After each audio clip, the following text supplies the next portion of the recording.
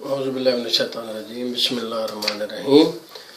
تو میں آپ کے سامنے یہ بیان کر رہا تھا کہ اگر آپ اچھے طریقے سے بات کرنا چاہیں تو آپ اسکائپ کے اوپر یا آپ میسنجر کے اوپر، فیس بک کا جو میسنجر ہے، آپ اچھے طریقے سے بات کر سکتے ہیں۔ گالیاں دینے کی بجائے آپ جو ہے ہمارے ساتھ جو ہے وہ اچھے طریقے سے بات کریں، علم شیئر کریں، آپ مجھے اچھی چیزیں بتائیں، میں آپ کو اچھی چیزیں بتاؤں گا۔ اور ہو سکتا ہے کہ اگر آپ مجھے دلائل اچھے دیں اور مجھے آپ جو ہے اچھے طریقے سے وہ چیزیں بتائیں اور میں اس کے اوپر تحقیق کروں گا۔ اگر وہ چیزیں ہم غلط بیان کرتے ہیں تو ہم انشاءاللہ آپ سے معذرت کریں گے، باقاعدہ ہم معافی مانگیں گے کہ بھائی ہم سے یہ غلطی ہوئی ہے کہ ہم نے یہ چیز جو ہے غلط بیان کی ہے، یہ آپ کی کتابوں میں نہیں ہے۔ لیکن الحمدللہ جیسے اللہ تعالیٰ کی ذات کے اوپر مجھے یقین ہے کہ اللہ تعالیٰ کی ذات جو ہے وحدہ لا شریک ہے، اسی طریقے سے مجھے یہ بالکل یہ چیزیں میں آپ کی کتابوں سے میں آپ کو بیان کر رہا ہوں، اور میں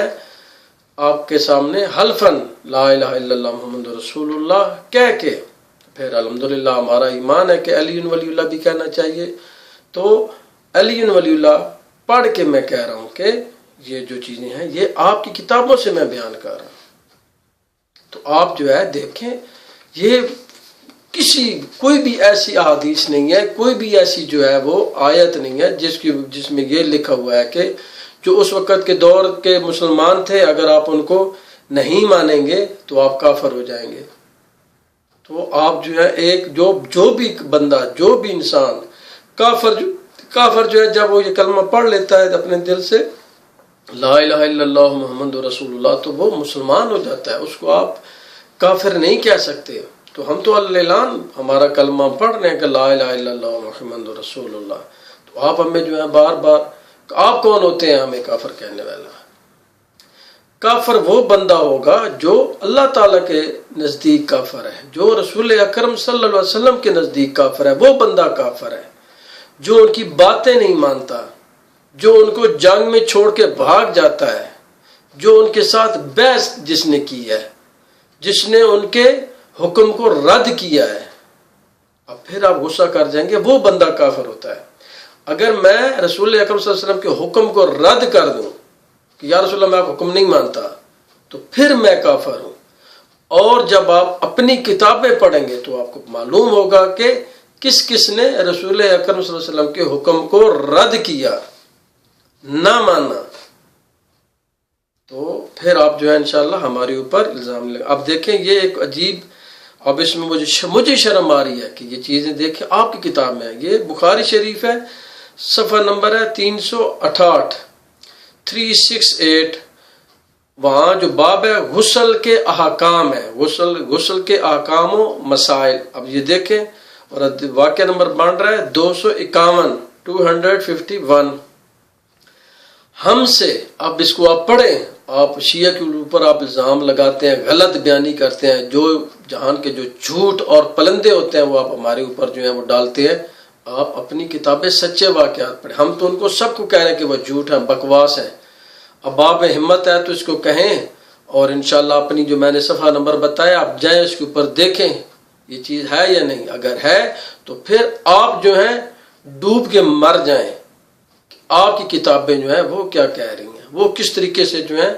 حضرت امی عائشہ کے بارے میں وہ کیا لکھ رہا ہے۔ جس نے یہ لکھی ہے اس کو آپ کافر کہیں، اس کو آپ گالیاں دیں جس نے یہ چیز لکھی ہے۔ ہم سے عبداللہ بن محمد نے حدیث بیان کی، انہوں نے کہا کہ ہم سے عبد الصمد نے، انہوں نے کہا کہ ہم سے شعبہ نے، انہوں نے کہا ہم سے ابو بکر بن حفص نے، انہوں نے کہا کہ ہم سے ابو سلمہ سے یہ حدیث سنیے۔ سب صحابہ ہیں، سنیے کہ ابو سلمہ اور حضرت عائشہ کے بھائی حضرت عائشہ کی خدمت میں گئے۔ اب ماشاءاللہ دیکھیں، حضرت عائشہ کی خدمت میں گئے، ان کے بھائی نے نبی کریم کے غسل کے بارے میں سوال کیا، تو آپ نے سا جیسا ایک برتن منگوایا، پھر غسل کیا اور اپنے اوپر پانی بہایا۔ اس وقت ہمارے درمیان اور ان کے درمیان میں پردہ حائل تھا۔ سبحان اللہ، سبحان اللہ، وہ کیا صحابہ تھے جنہوں نے یہ چیز حضرت ابوبکر صدیق سے نہیں پوچھی، جنہوں نے یہ چیز اگر رسول اکرم صلی اللہ علیہ وسلم زندہ تھے ان سے نہیں پوچھی، جنہوں نے یہ چیز حضرت عمر بن خطاب سے نہیں پوچھی، جنہوں نے یہ چیز حضرت عثمان سے نہیں پوچھی، جنہوں نے یہ چیز حضرت علی علیہ السلام سے نہیں پوچھی، کس سے پوچھی ہے؟ امی عائشہ سے۔ اور امی عائشہ کیا کر رہی ہیں؟ انہوں نے باقاعدہ غسل کر کے ان کو دکھا دیا۔ اب دیکھیں،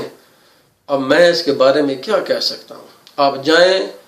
اور لدھیانی صاحب کی بیوی کو کہیں کہ آپا جی مجھے غسل کا طریقہ نہیں آتا، مجھے غسل کر کے دکھائیں، پھر میں لدھیانی کی غیرت کو دیکھوں گا کہ وہ کیسے آپ کو برداشت کرتا ہے۔ ہو سکتا ہے وہ آپ کو گولی مار دے۔ تو آپ کو شرم نہیں آتی کہ آپ رسول اکرم صلی اللہ علیہ وسلم کی جو سب سے پیاری بیوی تھی آپ کے نزدیک، آپ اس کو ایسی چیزیں آپ اس کے اوپر الزام لگا رہے ہیں کہ نعوذ باللہ انہوں نے جو ہے وہ 2 آدمی کے سامنے غسل کیا ہے۔ 368 بخاری شریف، یہ تقریباً آپ کی صحیح ستہ کے تمام کتابوں میں یہ چیز موجود ہے۔ تو یہ بخاری شریف غسل کے احکام صفحہ نمبر ہے 368، کلک کریں اور جا کے آپ جو ہے یہ آپ چیز پڑھ سکتے ہیں کہ انہوں نے حضرت امی عائشہ کے بارے میں یہ کتنا بڑا اور کیسا عجیب، ہم نہیں مانتے کہ حضرت امی عائشہ نے یہ کام کیا ہوگا، ایک غیر مردوں کے سامنے انہوں نے غسل کر کے دکھا دیا۔ اب جائیں کسی مولوی کے جائیں گھر کو اور جا کے کہیں مولوانی جی میں نے غسل کا طریقہ نہیں آتا، وہ تھانو جتیاں لا کے مارے گی، آخسی تینوں شرم نہیں آتا کتیا کمینیا بغیرتا کہ تو جا کے میرے کو مسئلہ پوچھنا آ گیا ہے، جا کے مولوی صاحب کو جا کے پوچھنا، جا کے اپنے پیو کو پوچھنا۔ تو خدا کے لیے آپ حضرت رسول اللہ صلی اللہ علیہ وسلم کی بیوی کے اوپر آپ اتنا بڑا الزام لگا رہے ہیں، اور آپ کا یہ دل مانتا ہے کہ حضرت امی عائشہ نے یہ کیا ہے۔ اب اگر آپ دیکھیں، اگر امی عائشہ نے یہ کیا ہے تو پھر آپ دیکھ لیں کہ امی عائشہ نے یہ کیا حرکت کی ہے۔ اگر یہ امی عائشہ نے یہ کام نہیں کیا تو پھر ان کو بدنام کرنے کی یہ کوشش کی گئی ہے، اور ہم اس کی پرزور مذمت کرتے ہیں کہ جس نے بھی یہ کام کیا غلط کیا ہے، اس نے رسول اکرم صلی اللہ علیہ وسلم کی فیملی کو بدنام کرنے کے لیے یہ چیز لکھی گئی ہے۔ تو آپ بھی جو ہے ہمارے ساتھ مل کے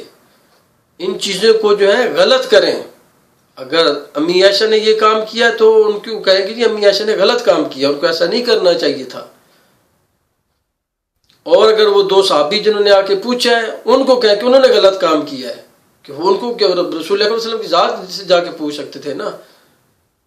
جا کے حضرت ابوبکر سے پوچھ لیتے، حضرت عمر سے پوچھ لیتے، عثمان سے، کیا دوسرے مرد صحابہ موجود نہیں تھے اس وقت؟ ان کو کیا مصیبت پیش پڑ گئی تھی کہ انہوں نے امی عائشہ سے آ کے پوچھنا تھا۔ اسی طریقے سے جب آپ کی غیرت نہیں برداشت کر سکتی کہ آپ کے گھر میں جا کے کوئی آپ کی بیوی سے یہ مسئلہ پوچھے، تو نعوذ باللہ رسول اکرم صلی اللہ علیہ وسلم کی ذات کی بیوی اور اس کے اوپر اتنا بڑا الزام، باقاعدہ پھر انہوں نے غسل کر کے دکھا دیا۔ تو اس لیے ہم جو چیزیں آپ کو سامنے بیان کرتے ہیں، آپ کا کام ہے کہ ان کے اوپر تحقیق کریں، اور اگر یہ چیز جو ہے غلط، مثلا میں نے غلط بیانی کی تو پھر آپ میرا گریبان پکڑیں، آپ مجھے پکڑیں، آپ مجھے گالیاں دیں، آپ مجھے قتل کر دیں، مجھے کوئی تکلیف نہیں ہوگی، مجھے کوئی دکھ نہیں ہوگا۔ دکھ انسان کو تب ہوتا ہے کہ جب ہم ایک چیز صحیح سچی اور آپ کی کتاب سے بیان کریں، تو پھر آپ ہمیں اگر گالیاں دیں، اگر ہمارے برا بھلا کہیں تو پھر ہمیں تکلیف ہوتی کہ یار یہ دیکھیں، یہ تو ہم ان کی کتابوں سے یہ چیزیں بیان کر رہے ہیں،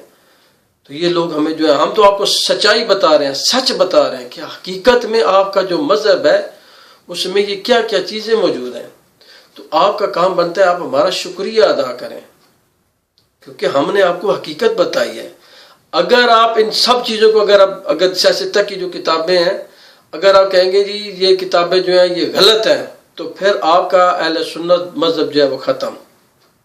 بالکل ختم ہو جائے گا۔ تو پھر لازمی بات ہے کہ آپ کو کوئی اور مذہب جو ہے وہ اٹینڈ کرنا پڑے گا، کیونکہ اسی کتابوں میں تو آپ کے جو ہے وہ بیان کیا گیا ہے کہ ہاتھ کہاں باندھیں، اسی کتاب میں بتایا گیا ہے کہ رفع یدین کیسے کرنا ہے، اسی کتاب میں بتایا گیا ہے کہ آپ نے سینے کے اوپر ہاتھ باندھنا ہے یا ناف کے اوپر ہاتھ باندھنا ہے، اسی کتاب کو بتایا گیا کہ آپ نے حج کیسے کرنا ہے، انہی کتابوں میں بتایا گیا کہ آپ وضو کیسے کریں، تو پھر آپ کا بھائی مذہب ہی نہیں رہتا۔ اگر یہ چیزیں آپ غلط چیزیں، اور میں آپ کو حلفاً کہہ رہا ہوں، اگر فرض کریں بخاری شریف میں اگر 10,000 احادیثیں ہیں نا، جب آپ ان کو پڑھیں گے تو آپ 9,000 احادیث آپ کہیں گے یہ تو غلط ہے، تو پیچھے بچ کیا جائے گا؟ پیچھے آپ کا مذہب جو ہے وہ ختم ہو جائے گا۔ تو اس لیے ہم آپ کو یہی کہتے ہیں کہ آپ خدا کے لیے علم حاصل کریں اور علم سے بات کریں۔ دعا میں یاد رکھیے گا۔ میں نیکسٹ ویڈیو آپ کی خدمت پیش کرتا ہوں۔ خدا حافظ۔